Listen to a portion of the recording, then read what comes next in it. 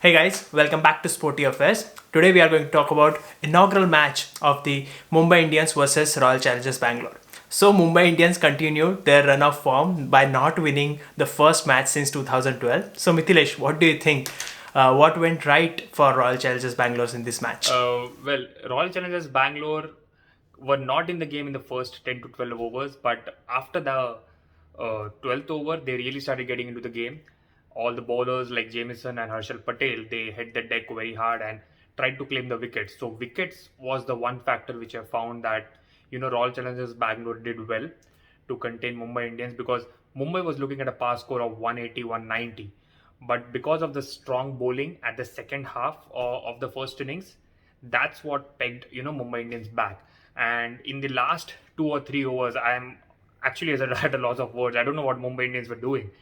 I think so. They managed just 24 runs in like last 24 balls, which you don't expect that coming from a champions side. That is the main difference which I felt Royal Challengers Bangalore did in the bowling department.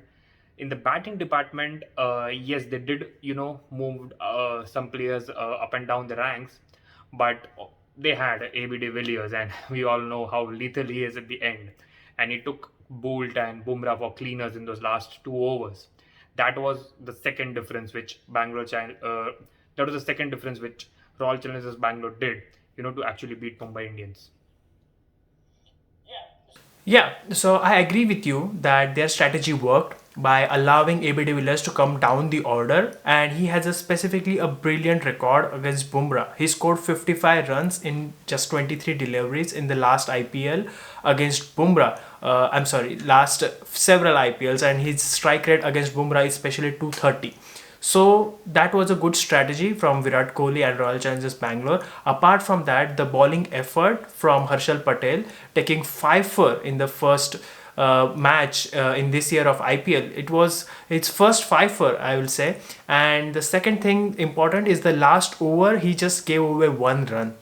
So that hurt the Mumbai most, because if they would have scored 20, 10, 12 runs, they were about 120 after the end of 15th over, 120 plus. And in the last 5 hours, they should have spent like 50 runs, because it is expected that the higher strike rate towards the end of the innings. But in those 5 overs, they lost a bunch of wickets, and that's the main reason they were not able to reach one target of 180, 190, as you said. And they started pretty well. Means RCB gave away too many chances. Mrs. Royal Challengers Bangalore gave away too many chances. They did not capitalize on the catches that they were given. So after end of 9 overs, Mumbai Indians were already at the score of 83. So if you are scoring almost 100 runs in the first 10 overs, then you should capitalize or at least score 8 an over. So that will give you a 182 target or something your bowlers to defend. I think 150, 160 is a good total in this ground. Even the pitch report will say the same thing, that this ground is 150, 170 ground, and if you have a good bowling lineup, then you can defend. So that brings us to the question of strategy from Mumbai Indians, that rather than playing Nathan Coulter-Nile and other guys, they chose the tall guy Janssen, and he probably delivered to the some extent, but he's not ready for the full-fledged Mumbai Indians caliber. They are still looking for their perfect 11. So Mithilesh, what do you think, what Mumbai Indians should do going forward towards the next match? I wouldn't worry too much with Janssen because he's a very good prospect and he's just 20-year-old. He's 6'8". He hits the deck hard, and plus he's a very handy lower order batsman. So I know it was a very big pressure for him, to deliver in his first match, and not everybody does it. But I feel that what you suggested about Coulter Nile, Adam Milne, and Jimmy Neesham being playing is fine. But you should also take it into consideration that there were some COVID rules and regulations because of which these guys could not make it. I mean, we are not sure about exactly what was that the main reason for them not playing, or it was something else. Because Quinton de Kock is going through a 7-day quarantine, and he was also not available for the match. So I think so. What players Mumbai had at their disposal, they went with their best formation. But the main worry which I see with Mumbai Indians is Hardik Pandya not bowling. I mean, if he's not bowling, then he's been taken in the team as a specialized batsman.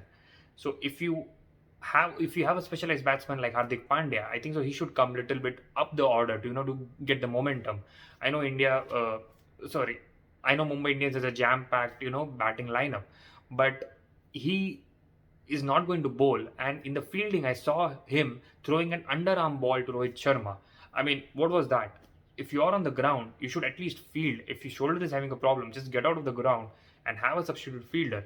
You can't just mess around just being on the pitch. So that is something which Mumbai Indians should really look into it. Like, how are they going to utilize Hardik Pandya's potential to the fullest?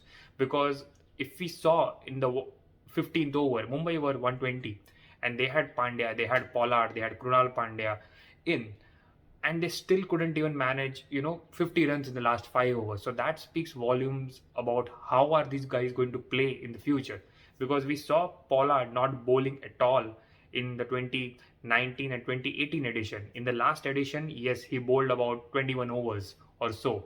So if you're not even using Pollard in the bowling department this year, then you are effectively playing two all-rounders as specialized batsmen, which I think that the Mumbai Indians think tank should really look into. What do you think about that? Definitely. Effectively means what you said, it has a long-term impact over strategy for Mumbai Indians. So Quinton de Kock might be available for the next match. He's going from bubble to bubble. South Africa were playing against Pakistan, so he's going from there to now. So he might be available for the next fixture.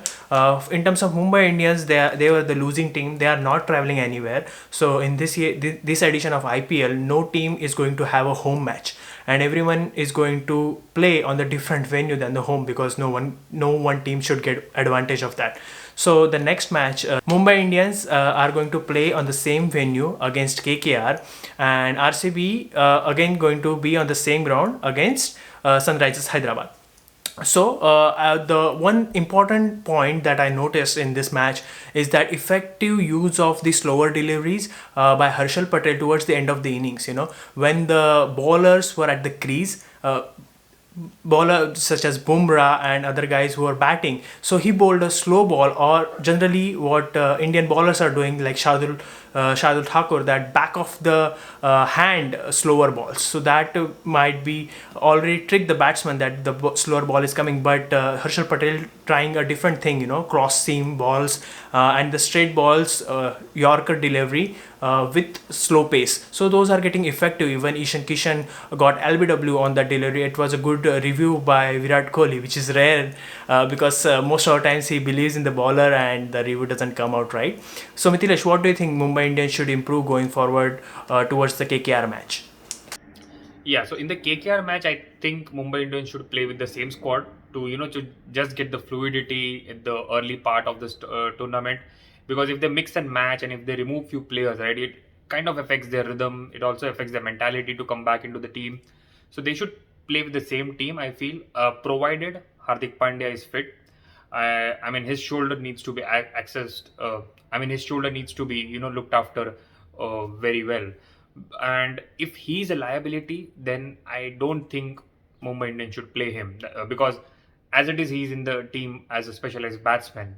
So that is one thing which Mumbai should look at. Another thing is in the bowling department, we saw Rahul Chahar going for many runs, and since this is the same pitch Mumbai is playing on, maybe they can try going with Piyush Chawla or Jayant Yadav in the next match, to give that extra spin instead of Rahul Chahar.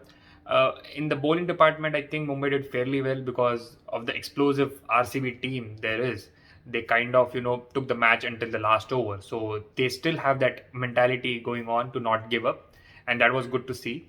Batting department also, the top order kind of performed, but it was the middle order which let Mumbai down. So the middle order needs to, bulk up in the next game. And I feel that they can give KKR a very tough fight. What do you think? If Quinton de Kock is coming back, do you think they should drop Pollard and try Chris Lynn, because he's in good form? Even though in the early on he was almost got out of the inside edge twice, but luckily he escaped from that scenario, and again one catch dropped by the RCB. So Chris Lane still scored 49 runs. He is the top scorer as of now. Do you think he should come down the order instead of Pollard if Pollard is not performing well over the course of 2-3 matches? See, Chris Lynn is most lethal if you play him in the first 6 overs.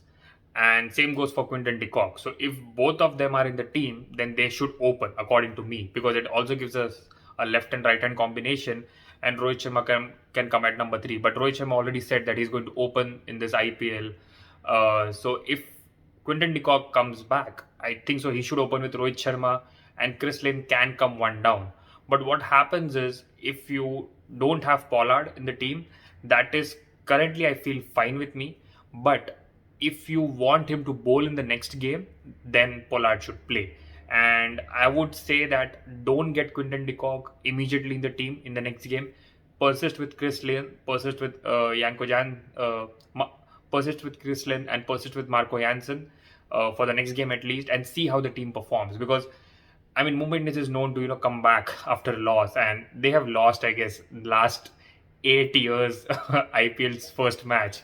So this is more like it's like a ritual for them.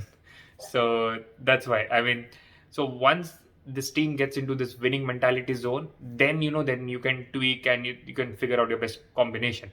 But yes, I agree with your point. Chris Lynn can come down in the middle order as well if Pollard is not there. But then it needs to but then he has to be clear of what his role is. He can be used as a finisher, or he can be used as a pinch hitter, whatever, because Mumbai has a very deep batting line. Okay, all right, that's it from our side, guys. Please make sure to follow us on our all social media, and thank you so much for watching.